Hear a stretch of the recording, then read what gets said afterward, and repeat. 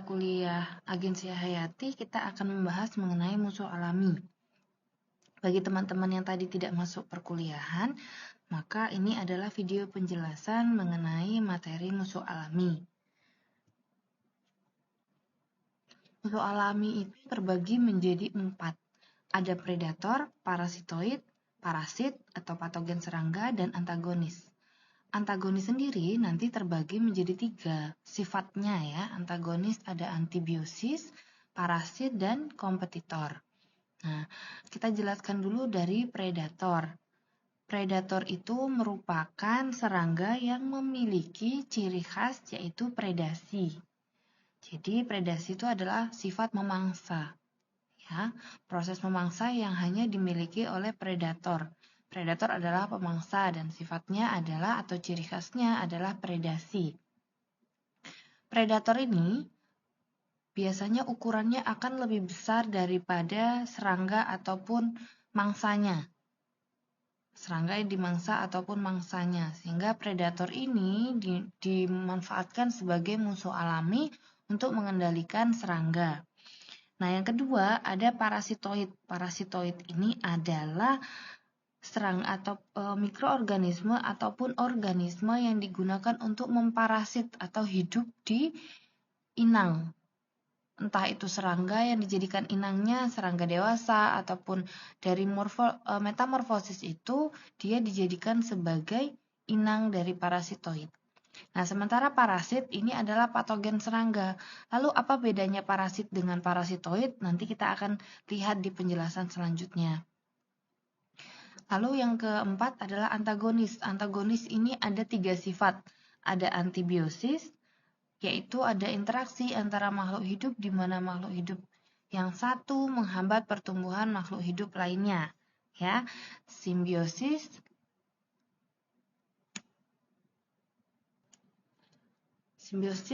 parasitisme, tapi tidak bisa disebut parasitisme ya, karena dia masuknya di antagonis parasit.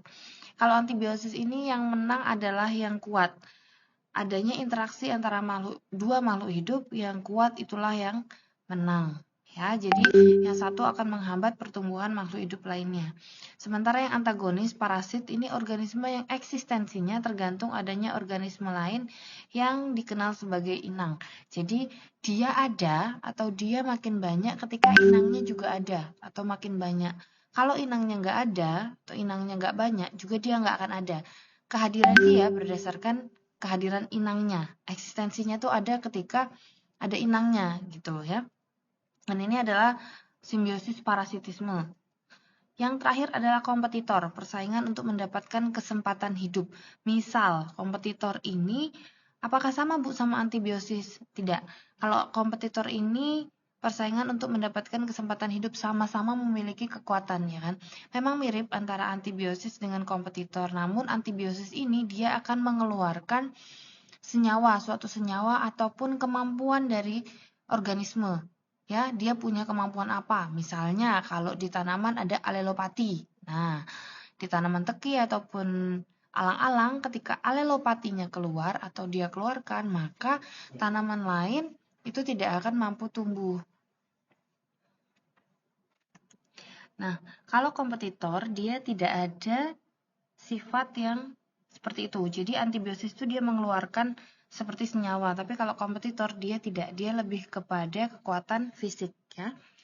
Nah, selanjutnya ini adalah contoh-contoh dari sifat-sifat musuh alami. Jadi yang ini adalah parasit ya, parasit. Nah, ini antagonis, ini adalah larva kumbang badak. Nah, yang ini antibiosis ini adalah penampakan atau kenampakan dari bakteri. Ini bakteri ya, bakteri semua. Ini areal yang tidak ditumbuhi bakteri ini adalah sifat yang dimiliki oleh jamur penicillium.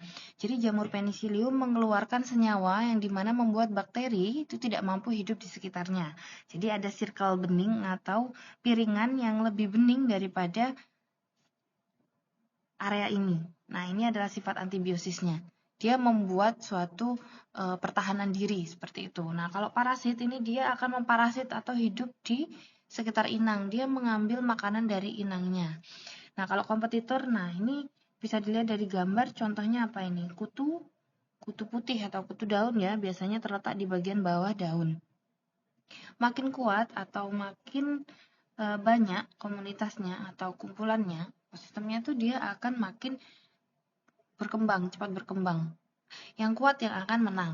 Kita lihat di sini ada kutu kuning dengan kutu putih. Nah, yang makin banyak, yang makin kuat itulah yang akan menang dan bertahan di ekosistem tersebut. Nah, ini adalah perbedaan dari predator, parasitoid, dan parasit seperti yang sudah kita bahas di awal tadi. Predator itu dilihat dari mangsanya, dia akan lebih banyak taksanya atau taksonomi. Kalau misalnya predator itu tidak memilih mangsa yang spesifik. Jadi mangsanya itu lebih dari satu. Dia akan lebih besar atau hampir sama atau dia bisa lebih kecil daripada mangsanya. Tapi kebanyakan dia ukurannya lebih besar gitu. Nah, kalau parasitoid itu inangnya selalu dari serangga dan kelas Hexapoda. Hexa ya. Masih ingat kaki. Nah, kemudian inangnya itu spesifik hanya satu spesies atau beberapa spesies. Biasanya spesiesnya itu akan satu famili. Misalnya beda spesies, tapi akan satu famili masih ya. Lebih kecil atau sama dengan parasitoidnya. Parasitoid itu inangnya itu tuh biasanya akan lebih kecil ataupun hampir sama dengan parasitoidnya. Sementara kalau parasit itu dia kelompok taksonominya beraneka ragam termasuk vertebrata atau hewan bertulang belakang. Kalau parasit ini, inangnya itu lebih spesifik. Ya, mirip sama parasitoid tadi. Inangnya berukuran jauh lebih besar. Nah, kemudian jumlah mangsa itu parasit dan parasitoid itu sama satu. Kalau pengaruh terhadap mangsanya, predator itu dia pasti membunuh mangsa seketika. Jadi ketika ditangkap, digrep gitu dia akan langsung mati. Sementara kalau parasitoid itu dia membunuh inangnya perlahan. Jadi ada mekanisme ya, mekanisme membunuh perlahan. Kalau yang parasit biasanya tidak serta membunuh, tetapi dia membuat inangnya sakit. Sakit dulu, mengurangi nafsu makan, kemudian perlahan dia akan mati. Musuh alami itu punya syarat-syarat tertentu yang membuat mereka akan lebih efektif dalam membunuh predator. OPT ya. Yang pertama dia mempunyai daya cari yang tinggi, biasanya dimiliki oleh predator. Predator tuh biasanya dia sifat predasinya itu akan tinggi sehingga mampu mempredasi banyak taksa atau banyak jenis serangga. Yang kedua, ini mempunyai daya predasi atau parasitasi yang tinggi. Nah, kalau misalnya parasit, dia tidak punya sifat parasitasi yang tinggi, maka dia yang akan kalah. Ya. Yang ketiga, mempunyai kekhususan mangsa atau inang. Ada inang spesifik yang dimana itu akan membuat parasitoid ini atau parasitasi ini akan lebih maksimal. Yang keempat, mempunyai daya reproduksi yang tinggi. Ketika serangga ataupun predator parasitoid atau parasit ini mempunyai reproduksi yang tinggi, maka dia ketersediaan di alam akan lebih tinggi daripada OPT-nya. Kalau misalnya OPT-nya lebih tinggi daripada predator ataupun parasitoid, maka dia akan kalah. Ya, keseimbangan ekosistemnya itu akan tidak terjaga. Nah, yang kelima mempunyai daya adaptasi yang baik. Biasanya serangga, dari kelompok-kelompok serangga, filum Arthropoda itu dia punya adaptasi yang baik. Ya, karena serangga termasuk hewan yang sukses, yang bisa adaptasi dan memakan segala jenis serangga. Dia bisa adaptasi dari segi lingkungan, adaptasi dari segi cara makan. Misalnya nggak ada serangga yang spesifik, dia akan memakan serangga lain, kayak gitu. Mudah dipelihara secara massal di laboratorium. Tujuannya untuk apa? Tujuannya adalah untuk memperbanyak musuh alaminya. Kalau dia susah diperbanyak di laboratorium, maka nanti dia akan susah diperbanyak juga di alam yang asli atau lingkungan yang asli. Nilai relatif predator dan parasitoid sebagai agensia hayati. Agensia hayati di sini hayat hidup ya. Jadi teman-teman nanti kata kuncinya dari agensia hayati itu agen dan hayat. Sesuatu yang hidup yang bisa dimanfaatkan sebagai musuh alami. Predator lebih dari satu mangsa, parasitoid itu hanya satu inang. Dari 95 spesies serangga, Entomofaga yang dilepaskan dan berhasil sebagai agensi hayati adalah 81 spesies parasitoid dan 14 spesies predator. Ini dilakukan di perkebunan kopi di Sumatera Utara. Jadi ada 95 spesies serangga yang didapatkan dari berbagai perkebunan kopi, kemudian dia perbanyak di laboratorium dan dilepaskan di perkebunan kopi. Ternyata 81 spesies parasitoid yang berhasil hidup dan berhasil dilepaskan, dan ada 14 spesies predator. Bagaimana dengan perkebunan lain masih dalam tahap penelitian selanjutnya. Parasitoid pencarian inang oleh imago bersayap. Ya, imago bersayap. Imago itu apa? Serangga dewasa, dan dia pasti bersayap. Predator itu biasanya dia memakan larva atau imago. Ya, kalau larva kenapa kok dimakan sama predator? Karena dia tidak terbang. Biasanya dia akan lebih lamban daripada predatornya. Jika mangsa sedikit atau jarang dapat menjadi hambatan, jika mangsa berkelompok itu akan lebih efektif. Karena apa? Karena akan lebih memudahkan predator untuk memangsa yang lebih banyak. Spesifik versus predator parasitoid generalis. Jadi ada predator yang sifatnya spesifik, ada yang generalis. Itu tadi yang spesifik itu dia akan hanya memakan satu jenis serangga. Tapi kalau generalis itu dia bisa memakan beberapa jenis serangga yang biasanya masih satu famili. Ras strain dari predator parasitoid itu berbeda dan mempengaruhi efektivitas strain atau rasnya predator. Misalnya jenisnya ataupun taksonya dari Coleoptera, misalnya Coleoptera ataupun Hemiptera, dia akan mempengaruhi efektivitas. Misalnya kondisi predator itu ukurannya akan sama dengan yang dimangsanya. Nah, itu akan mempengaruhi dari efektivitas matinya mangsanya. Tapi kalau dia lebih besar seperti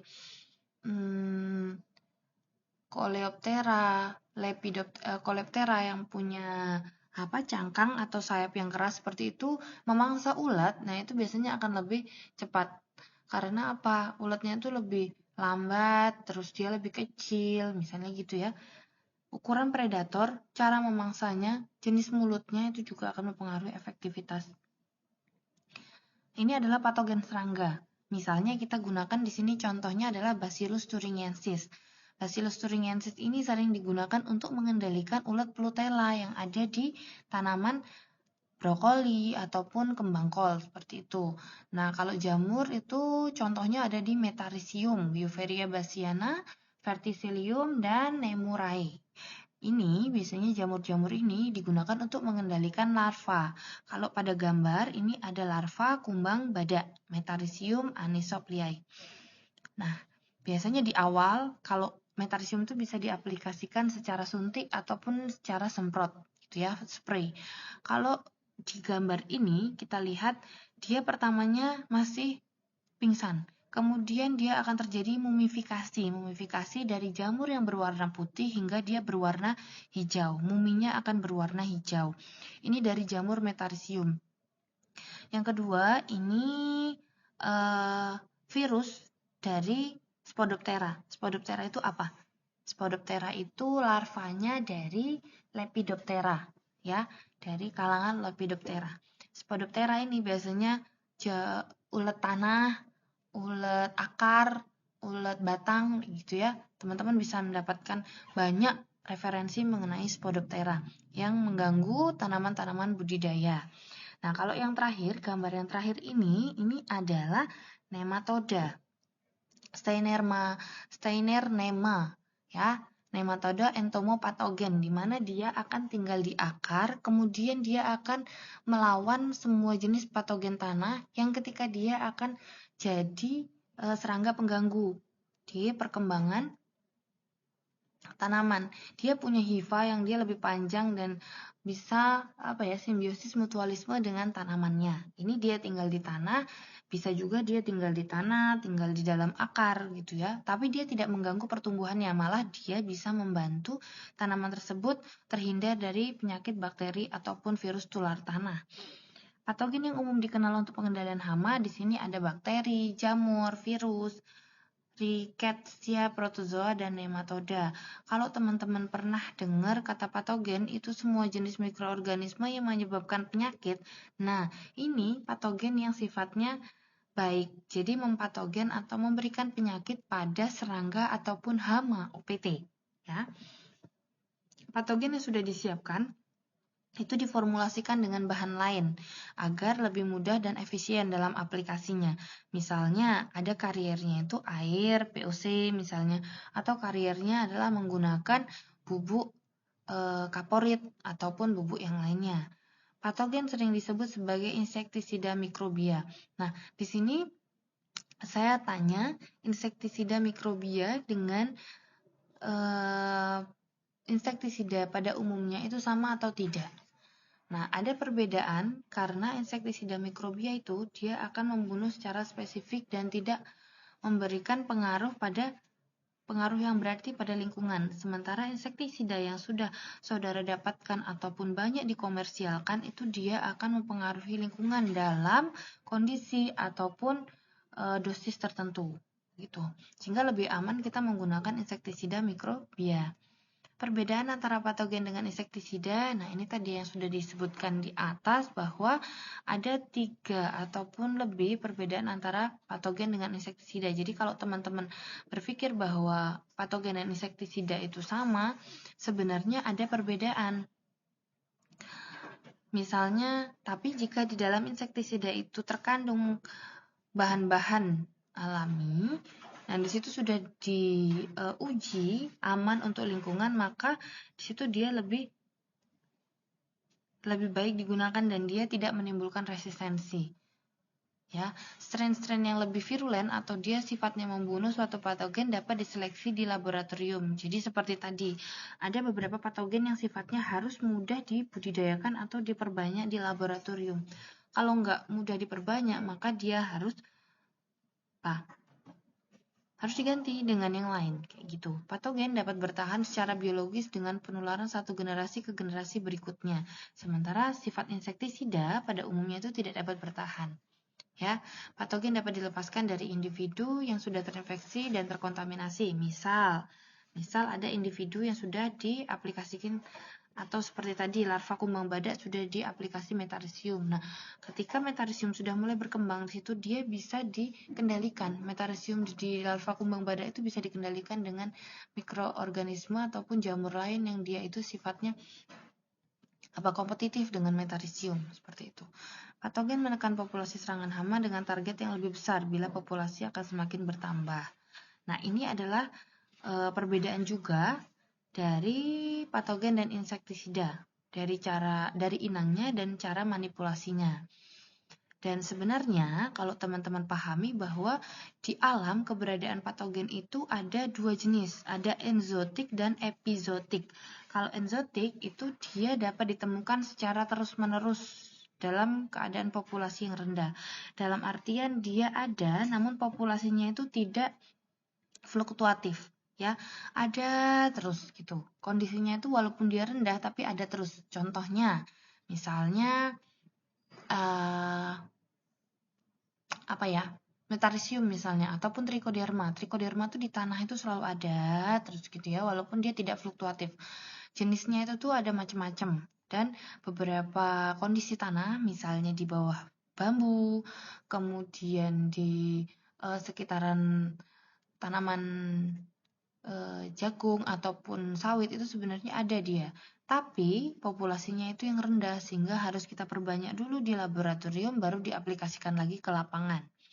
Sementara kalau untuk epizootik, dia ada dampak perubahan lingkungan yang menyebabkan populasinya dapat sedemikian tinggi dan dapat menyerang hama dengan populasi tinggi ataupun populasinya akan menurun ketika memang kondisi lingkungan atau perubahan lingkungan itu sangat signifikan, kayak gitu ya, drastis.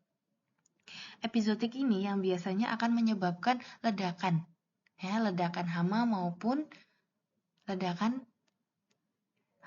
musuh alami ya, dan tidak menjadi seimbang ekosistemnya gitu. Yang kita butuhkan apa? Keseimbangan ekosistem. Episootik ini misal dampak negatifnya apa? Tadi ya sudah disebutkan yaitu ledakan salah satu rantai ekosistem kayak gitu.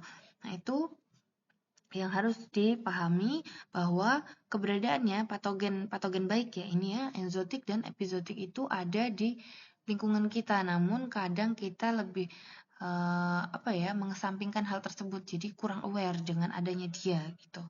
Itu yang bisa saya sampaikan.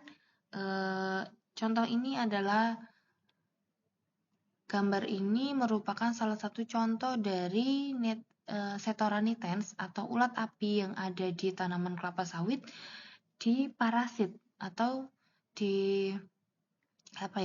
dikendalikan oleh musuh alami. Musuh alaminya ini si Canis dichotomus itu dia meninggalkan telurnya di Setoran nitens gitu. Nanti semakin besar telurnya di sini dia akan memparasit, terus dia akan mati Setoran nitensnya gitu. Ini si serangga ini dia punya tanaman-tanaman inang yang semakin diperbanyak di tanaman kelapa sawit. Kalau saudara pernah melihat tanaman bunga yang dia itu hanya mekar pukul 10 atau pukul 4 sore, nah itu adalah rumah bagi si serangga ini. Diberdayakan di tanaman kelapa sawit saat ini. Itu saja, semoga bermanfaat. Saya akhiri. Wassalamualaikum warahmatullahi wabarakatuh.